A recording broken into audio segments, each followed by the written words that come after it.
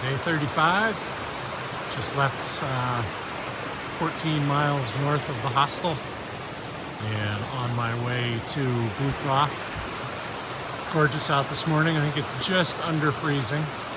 Hoping my water filter does not freeze because I have it on the outside of my pack, but I think it's got to be right around 30 degrees. It's going to start melting really soon. I think it could be 60 today or something in that realm, but still some snow on the ground.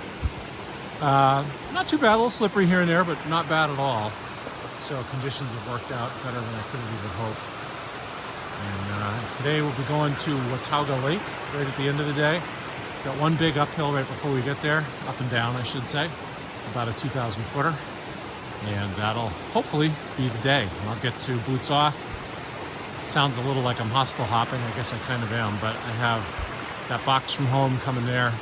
And 2 days later, with a little luck, I will be in Virginia. Got a great view looking south at probably some of the ridges I've come over. I wish I could keep it all straight. You can see the pockets of snow in the valleys, and the sun is up, starting to melt it all off. What a day, really nice. Just came across this on the trail. Old, I don't know, barn, I guess. I don't think it was a shelter or anything. Just coming down into a gap, so that's where I came from. That's where I'm going down to. I'm gonna have lunch in the gap probably in an hour. The time change throws me just a little because I'm still operating based on daylight, availability, not on some kind of, oh, it's a squirrel up there, not on whatever the clock says. So it is almost noon, and I should be ready for lunch, but because I started later, I think I'm going to wait another hour or 45 minutes or whatever.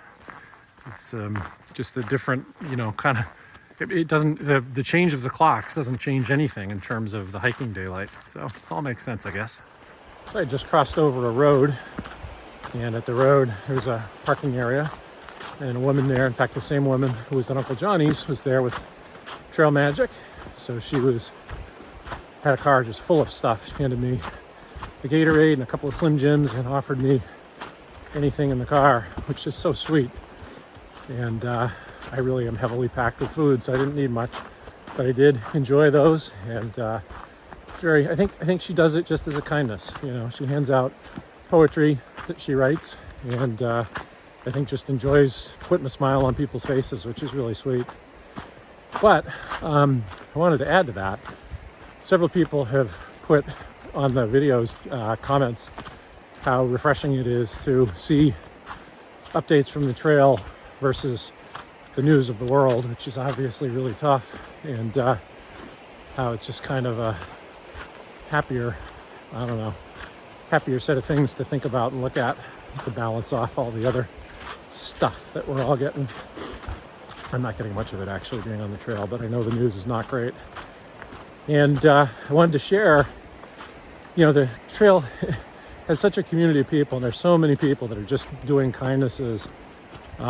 Last night, I was talking at 19E while I was there about my big yellow coat. I actually put it in the wash yesterday, tried to clean it up a little. And I was mentioning that I thought it was about at its end of usefulness for me because it's so bulky and heavy and frankly getting dirty. I didn't know if it was recoverable. Anyway, I'm talking about that. And this wonderful guy, who I won't mention because I know this was just done as a kindness, not for any recognition, said, hang on a sec. And he goes and he grabs his coat, empties out the pockets of his keys and his wallet, and hands it to me. And he's an experienced thru hiker. And he said, this is exactly what you're going to need. Take this. And I said, your coat? You can't hand me your coat. He said, absolutely.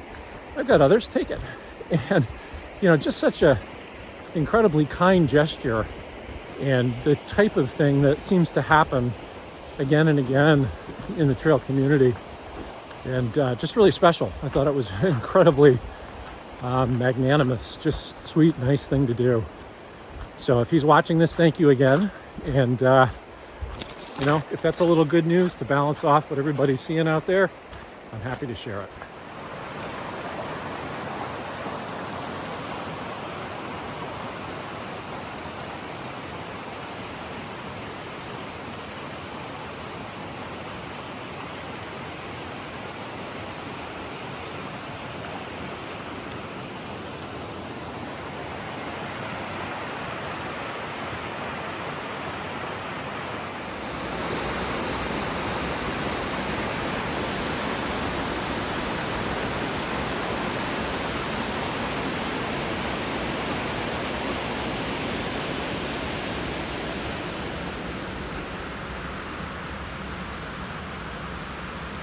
That was a tough climb down, I don't mind saying.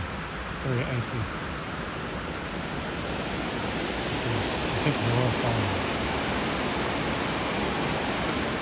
Well, there's a white blaze on this tree, and there's a white blaze on the rock over there, which means that the trail must go out over the river around that rock. This should be interesting. Well, I'm looking back, I'm safely around it. There was no way I was going to film it while I was kind of holding on to that edge.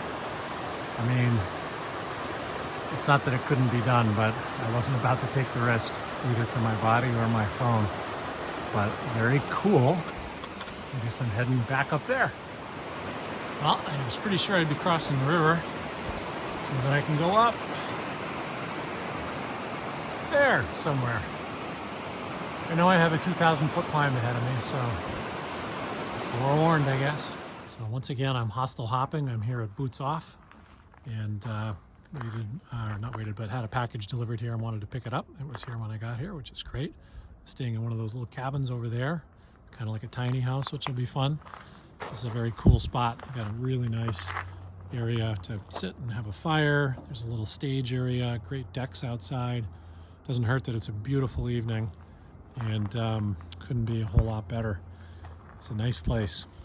So that's going to be it for today. However, I did hear that a couple of peanuts were walking in Central Park, and one was assaulted.